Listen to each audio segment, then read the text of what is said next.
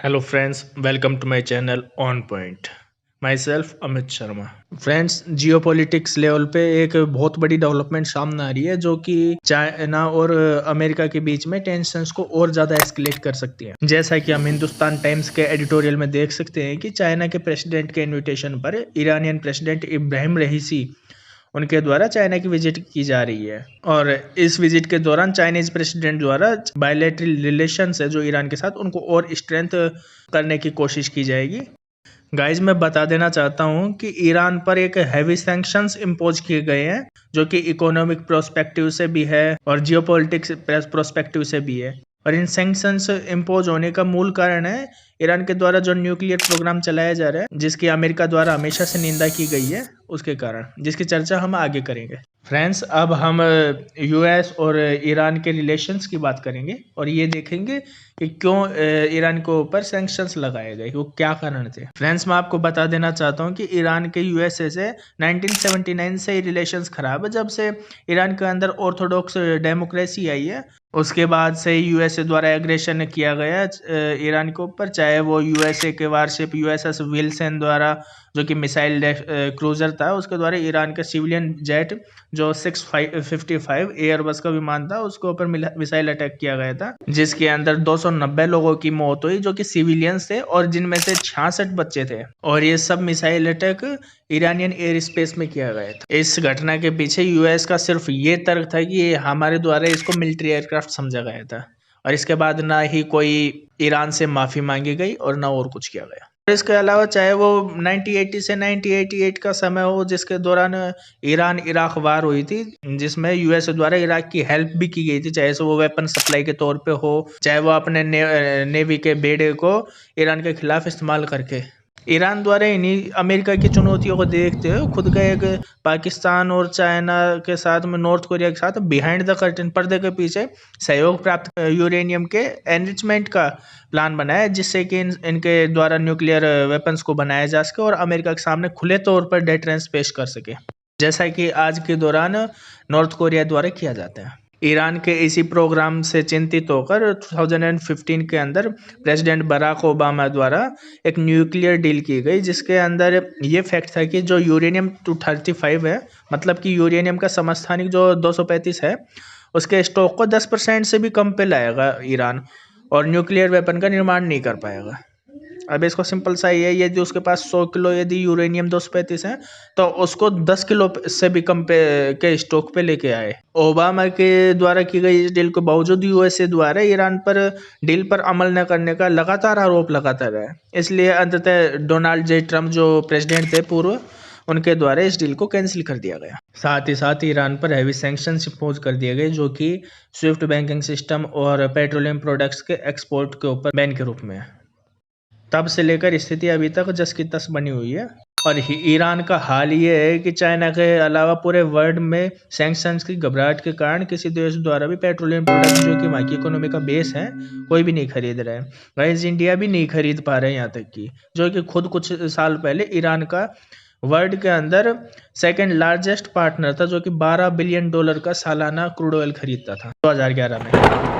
Friends, अब आप पूछेंगे कि चाइना और ईरान में इतने अच्छे संबंध है कि जिससे कि चाइना यूएस सैंक्शंस की भी परवाह नहीं करता। तो guys, let me tell you, एक मुहावरा है, दुश्मन का दुश्मन दोस्त होता है, जो कि हम सब ने सुन रखा है और समझ भी रखा है। तो इसी कारण चाइना की ग्रैंड स्ट्रेटेजी के कारण ईरान में अपने गुड्स और इलेक्ट्रॉनिक इक्विपमेंट को डंप करने के लिए, साथ ही साथ सस्ते कीमतों पर ईरानियन पेट्रोलियम प्रोडक्ट्स खरीदने के, तो इसी कारण ईरान में अपने गुड्स और इलेक्ट्रॉनिक इक्विपमेंट और जो भी वो मैन्युफैक्चरिंग यूनिट्स और जो भी वो सामान बनाता है, उनको डंप करने के लिए एक जगह भी एक कारण। तो इसी कारण चाइना द्वारा ईरान को सपोर्ट किया जा रहा है, जिससे कि ईरान को अमेरिका के सामने डिटरेंस के रूप में खड़ा किया जा सके और ईरान को इस्तेमाल किया जा सके अमेरिका के खिलाफ। इसी कारण चाइना द्वारा अपने ग्रैंड इकोनॉमिक और जियोपॉलिटिक्स मूव के चलते कुछ वर्षों पहले चाइना द्वारा $300 बिलियन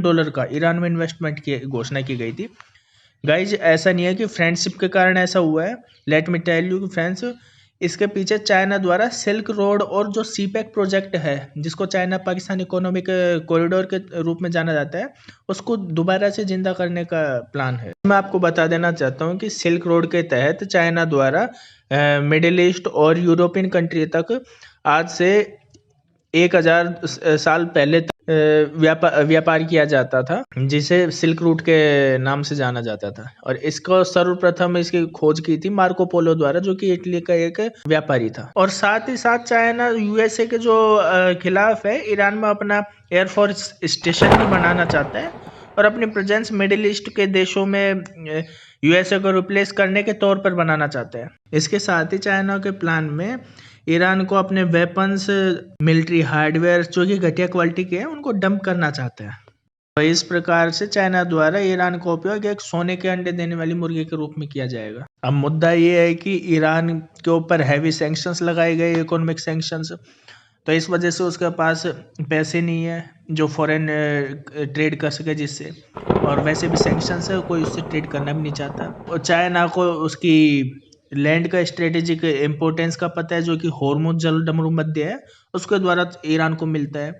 उसके साथ ही वहाँ के जो नेचुरल रिसोर्सेज हैं, उस पर मोनोपोली हासिल करना चाहते हैं डॉलर्स देके। और इसीलिए जियोपॉलिटिक्स की डिप्लोमेसी में एक वर्ड यूज किया जाता है कि here is no friends, no allies, only interest matters. इसी सीरीज में हम हिंदुस्तान टाइम्स के आर्टिकल में देख सकते हैं कि पिछले दिसंबर में बायलैटरल रिलेशन को स्ट्रॉन्ग करने के उद्देश्य से वाइस प्रेसिडेंट, जो कि वहाँ के चाइना के हो चुन हुआ है, उनको ईरान विजिट पे भेजा गया था। इससे पहले 2016 में भी चाइनीज प्रेसिडेंट द्वारा ईरान के विजिट किया गया था, जिससे ईरान द्वारा मिडिल ईस्ट को यूएसए का पिछलग्गू होने तक की संज्ञा दे दी थी। अब ईरान की जो सऊदी, कतर और यूएई, इन देशों से बनती नहीं है। उसके पीछे यूएसए की आर्मी का, नेवी का अरबियन कंट्री में होना है। फ्रेंड्स, अब हम रियलिटी जानेंगे कि चाइना और ईरान के रिलेशंस में पॉसिबल रियलिटी क्या हो सकती है। तो मैं बताना चाहता हूँ आपको गाइज, सिंपली बिल्कुल, कि Iran has one of the largest natural gas and crude oil resources, और चाइना विश्व का दूसरा सबसे बड़ा क्रूड ऑयल का इंपोर्टर है, जिसके पास की $18 ट्रिलियन की जीडीपी साथ इकोनॉमी। अब आप समझ ही गए होंगे कि ईरान की आवश्यकता अपनी इकोनॉमी को पेट्रोलियम प्रोडक्ट्स बेच करके दोबारा से खड़ा करने की है। इसके लिए उसे डॉलर चाहिए या मनी चाहिए जो फॉरेन ट्रेड कर सके। साथ ही साथ ऐसा पार्टनर चाहिए जो यूएनएससी, जो सिक्योरिटी काउंसिल है यूएन की, उसमें ज़रूरत के वक्त में सहयोग कर सके और सैंक्शंस को बायकॉट करने में उसकी हेल्प कर सके। और वहीं पर चाइना द्वारा अपनी एनर्जी यूजेज को पूरा करने के लिए क्रूड ऑयल एक एक्सपोर्टर चाहिए, जिसके द्वारा उसको आधे पड़ते दामों में पेट्रोलियम प्रोडक्ट्स मिल जाए। साथ ही साथ अपने वेपन्स का एक डंपिंग ग्राउंड में मिल जाए, जहाँ पर कि खुद के घटिया से घटिया हथियारों को बेच सके और माल कमा सके। और साथ ही साथ चाइना की तरकश में एक हुक्म का एक का तो है ही, जिसमें लोन के डिफॉल्ट होने पर उसकी जमीन को हथिया लेना। आज के समय में हम अपने पड़ोसी देशों को देख भी रहे हैं। इस प्रकार से पाकिस्तान द्वारा गधे का एक्सपोर्ट करके चाइना को लोन उतारा जा रहा है। फ्रेंड्स, अब आप पूछ सकते हैं कि सर, तो मैं आपको शुरुआत से और अभी तक बिल्कुल ब्रीफ में बताना चाहता हूँ।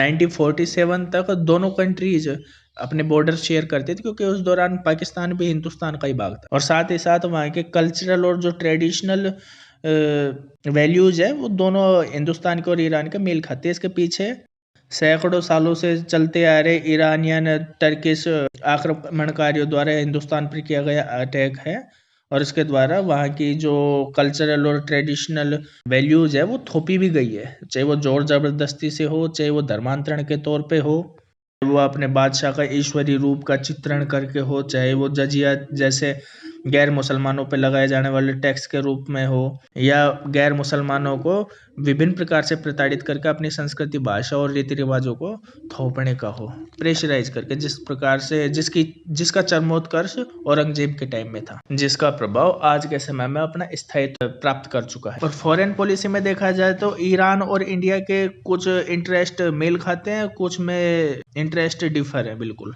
जिसके तहत जिसके अंदर अफगानिस्तान के अंदर अशरफ गनी की सरकार को समर्थन देना हो, जिसका समर्थन हिंदुस्तान द्वारा भी दिया गया था और ईरान द्वारा भी दिया गया था। ईरान के 80% से ज्यादा लोग इंडिया के और ईरान के रिलेशंस को एक पॉजिटिव तौर पे देखते हैं और चाबहार पोर्ट के इन्वेस्टमेंट को 90% तक पॉजिटिव रूप में देखते हैं। भाई जी, यदि आपको मेरा वीडियो अच्छा लगा हो तो लाइक कीजिएगा और चैनल को सब्सक्राइब। Thank you. जय